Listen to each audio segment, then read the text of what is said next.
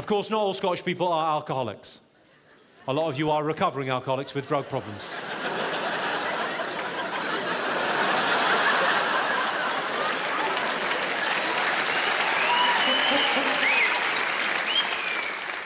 Let's face facts, Glasgow. If you Scottish ever find a way to deep fry whiskey, you are fucked. Interesting little fact for you, hopscotch was originally invented in Glasgow by children trying to step over their alcoholic parents. True story. Let's talk about some dumb things. I see a lot of dumb things around. I see a lot of dumb signs. I was in a supermarket, I saw a sign that said, buy 2, get 1 free. I only wanted 1, so I took the free one. I don't want to show off about my showbiz lifestyle, but I was in a Yates's wine lodge. Yeah, I was in a Yates's wine lodge, and I got talking to the barmaid, and I asked her how many types of wine they did in Yates's wine lodge, and she said, both.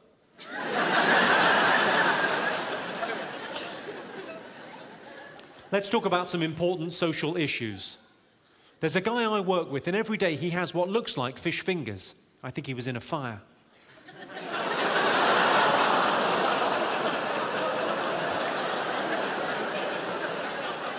Don't tell me that's too brutal for Glasgow.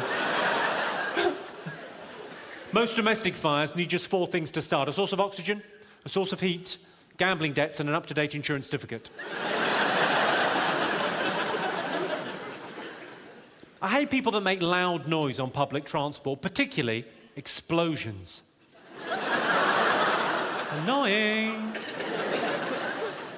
I got into an argument. I said women have a lower pain threshold than men.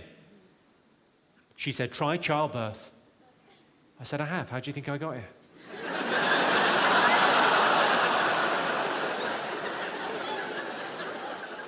Do you know the NHS is currently so underfunded that couples wanting IVF treatment to help them conceive are being told to go and fuck themselves? Remember, dogs die in hot cars, or a heavy blow to the back of the head will work just as well.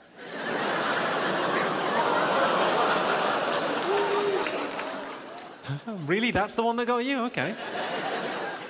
I came home the other night. My girlfriend was dressed up as a French maid. Very disappointed. The house was a fucking state. Filthy slut.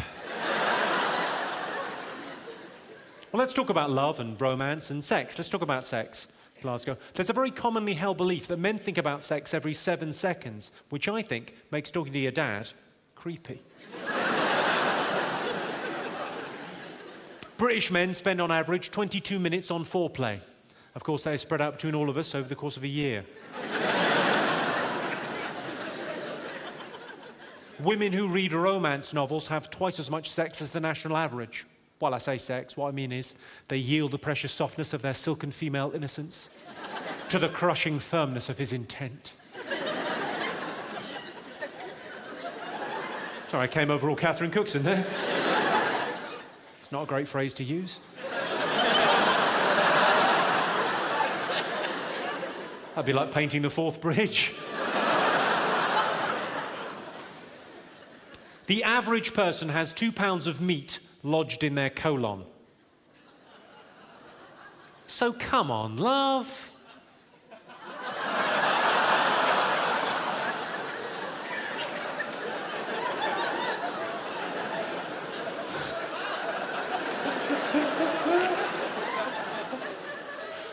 Of course, most people don't know this, but confetti, you know confetti that you get at a wedding? Confetti represents fertility and the seed of man, which is quite accurate because a lot of it does end up in the bride's hair. Women have a go at men because we're no good at multitasking, but then you have a go at us when we piss in the shower. It's like we can't win. Speaking of multitasking, I had a threesome last week. My girlfriend is pretty cool, but if she finds out about this, I'm in trouble. I did have a threesome. I know you're probably thinking, yeah, probably you, a girl, and another bloke. No, it's actually me and 2 blokes.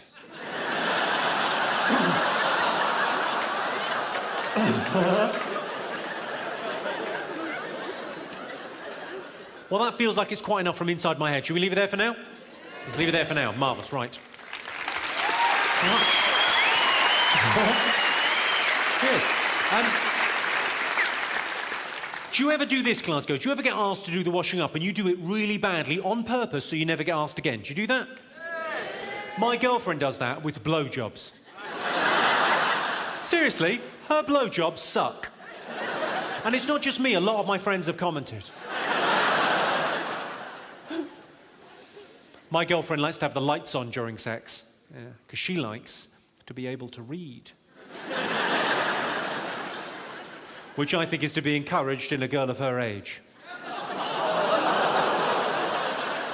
I'm kidding. She's actually scared of the dark. That divides people though, doesn't it? Some people like the lights on, some people always have to have the lights off. I like the lights on during sex. My best mate likes to have the lights off. And fair enough, his missus is a pig. Who's in a long-term relationship? Give us a shout if you're in a long-term relationship, yes? Oh, loads of us this evening. OK, well, you'll know, as I know, in a long-term relationship, it's all about compromise. It's about finding that common ground, because if you're not both happy, neither of you can independently be happy. No one's happy when the other half has got a face on, are you? So you've got to find that common ground. Here's a good example of compromise from my life. This happens a lot in our house. I want to go out for the evening, a night out. She wants a romantic night in. So as a compromise, we go dogging. We don't. I suggested having sex outside once, and she went, "What if someone comes?" I said, "We'll go home." OK, I've got a question for the men of Glasgow, OK? You're representing the men of Britain this evening, OK? I've got a question for you, gentlemen. Has any man in this room ever used the phrase, making love? No. Why? No, of course fucking not. Purely the preserve of the ladies. Ladies love that phrase, making love. Making love. Making love. But you know why it's called making love? It's because we're going to make you do it, love. Hello, I'm Jimmy Carr, and that was an old clip of me. That happened in the past when I was funny. I'm still funny now. Come and see me live on tour. Join in. IRL. Yeah, kids.